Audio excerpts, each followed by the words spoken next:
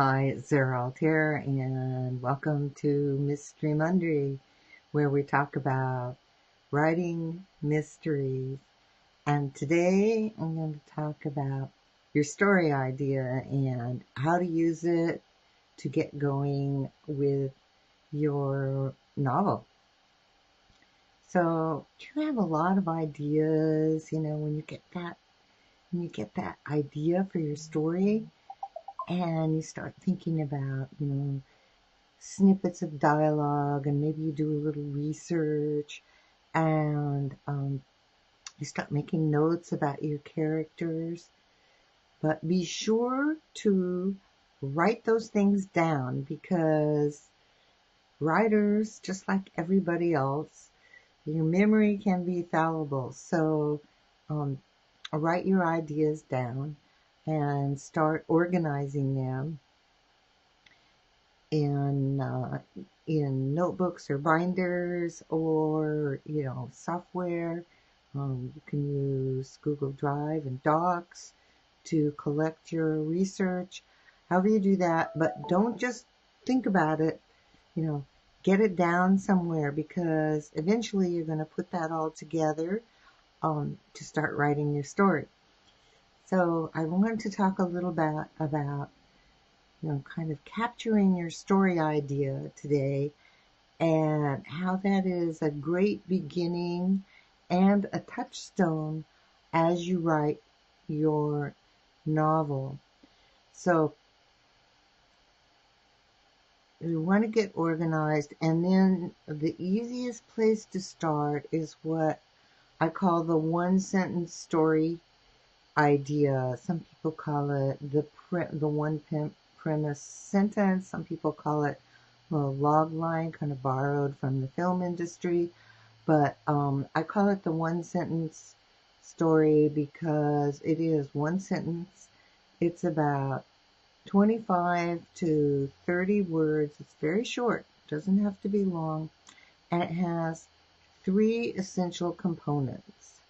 So the first is the protagonist's role. Well, in our case, because we're writing mysteries, that is going to be your detective. So it's going to be,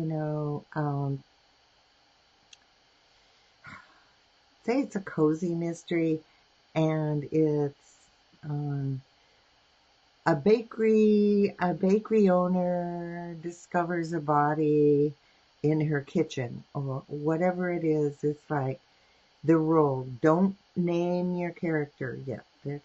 That's a step further on. You just want to get the role of your protagonist down. And then the protagonist's goal. Well, in a mystery, that's pretty simple. Um, it's finding the killer for the murder. Um, and then the opposition that keeps your protagonist from the goal. So uh, that is the forces that prevent your detective from discovering the murderer. And it's going to vary from your story and your setting and all of those things. Um, but if you put those all together in that one short sentence, it's the acorn from which you build the great book, the great oak, the acorn that grows the oak of your story. All the conflicts and characters and scenes you create relate to this one sentence. So as you're writing, it's a great touchstone for checking to make sure your scene is moving the story forward. Does it relate to this story capsule? Does it relate? And it's easy to go far afield, especially when you're a beginning writer. Oh, this is such a great area. I want to describe this scene, but you want to make sure that it is moving that story forward. If the setting is important to something that is that affects your detective search, then yes, you want it in. If it's just because it's a cool place to be, you probably want it, leave it out. And that's how you can use this one sentence to kind of guide you along as you are writing. So write your story sentence in about 25 to 30 words and leave out character names, subplots, and any other details. This is not a detail-rich sentence. This is the basic core of your story.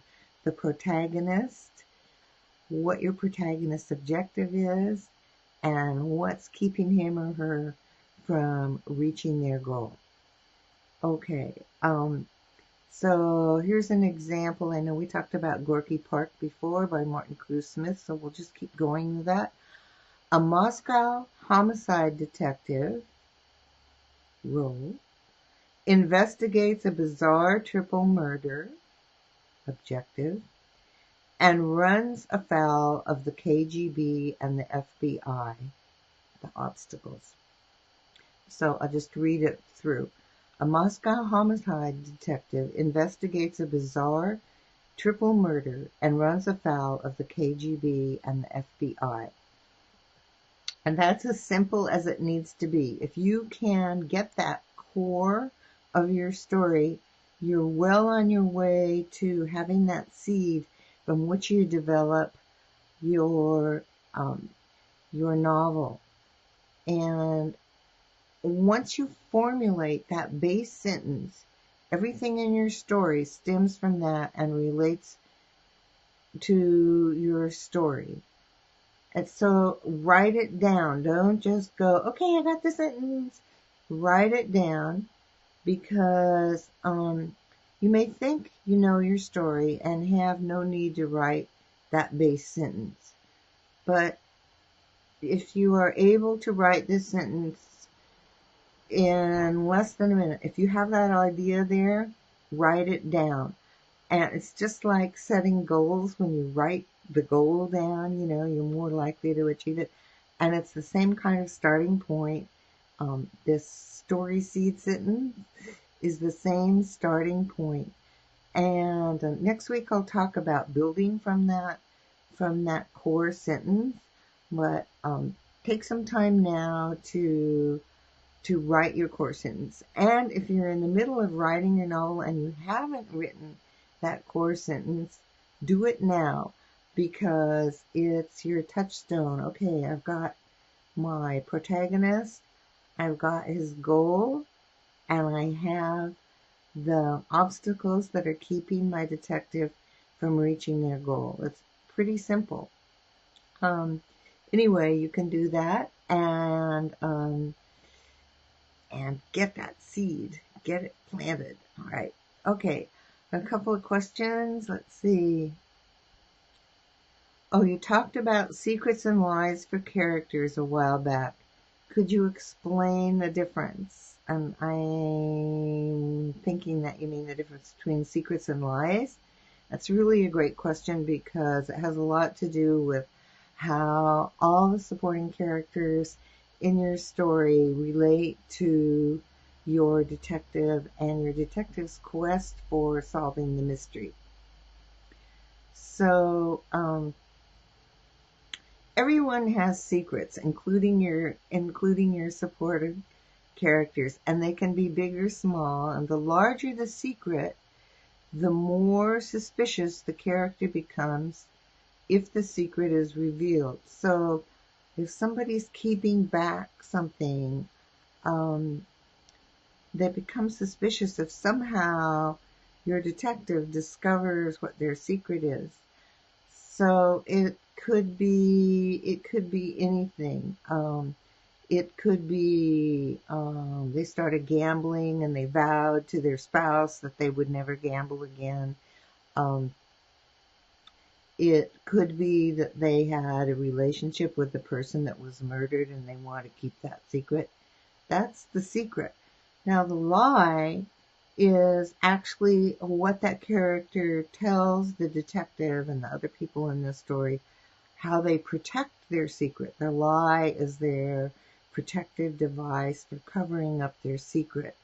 Um, so that's a really good question, because you can, when you're writing your story, you can really play around with um, what the secrets are for your characters. And if you're writing, if you list in your character descriptions before you start writing your story, if you list each character's secret, you've got a lot to play with inside your story.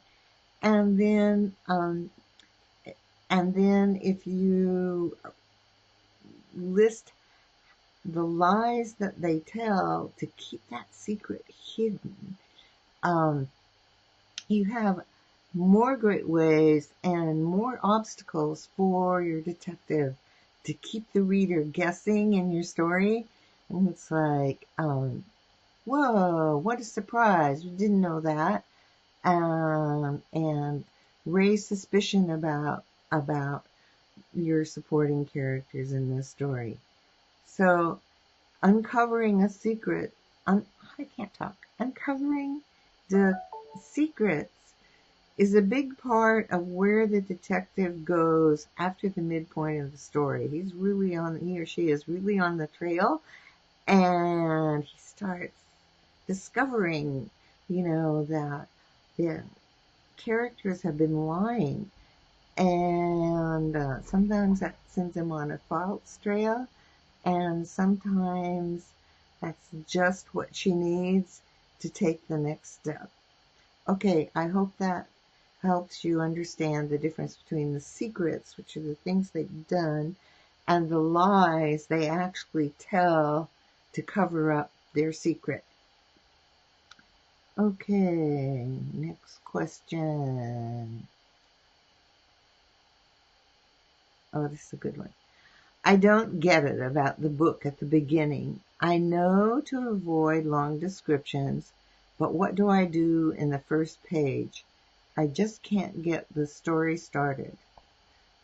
Well, you're not alone. That's the first thing I want to tell you. And some writers save that first few pages until they finish the whole story. So don't despair. But one of the ways you can do this, especially in a mystery story, is to start with your detective in a situation with an obstacle. Because right away they're confronted with something that keeps them from doing what they want to do. It doesn't have to do with the murder particularly. It's just, there's your detective and they're stuck. And then they use one of their skills to get out of that stuck situation. But what that does is it gets your reader, one, sympathetic with your character, and two, gets them involved in the story. You're leaping into the story right away. There's no, getting up in the morning and brushing their teeth and all that stuff, which you don't want to do. But you just, boom, there's your detective. Something's causing them trouble, and you use one of their strong traits to get them out of that situation. So you want to have your detective solve it with the skills they're going to use later in the story. I hope that helps. And if you wait till you finished your whole novel to write that first page, that's so important, that gets the reader right into your story, that's not a problem. I would suggest that you play around with that idea of giving your detective a problem right away. So you introduce your character and you introduce their skill, because the skill, whatever it is going to be a major part of how they finally track down the killer. Anyway, great question, and I know it's tough. You may have the end in mind, how the detective solves the mystery, but it's really hard to start a story. So that's a really great question. So I just want to remind everyone, if you have an author website, which I highly suggest, even if you haven't finished your book yet, get your author website together. If you have one, I just want to remind everyone that GDPR, the General Data Protection Rules, go into effect in 4 days. So you want to make sure that you have your privacy policy up to date and that you let site visitors know how you use their information, or if you collect information or invite people to join your readers list or any of those things, that you have that all organized. So I just want to remind everyone of that because it's really important, and you might as well take care of yourself and your website by doing that. Also, I'm working on the course material for Write a Killer Mystery. Man, I'm telling you, that is a huge project, and it's taking me longer than I first thought, but you can sign up to get notifications about what's going on in the course, and I'll leave the link to the course, Write a Killer Mystery, in the show notes and the description. All right. And then for Mystery Monday, don't forget to subscribe and get notified so you don't miss an episode. On Facebook, you can subscribe. On the left-hand side, it says subscribe, and you just let me know that you want to get notified. And if you're on YouTube, please subscribe and click the little bell, and that will notify you when Mystery Monday is on YouTube. Okay, thanks for the great questions, and thanks for being here, and I will see you next week. So keep writing.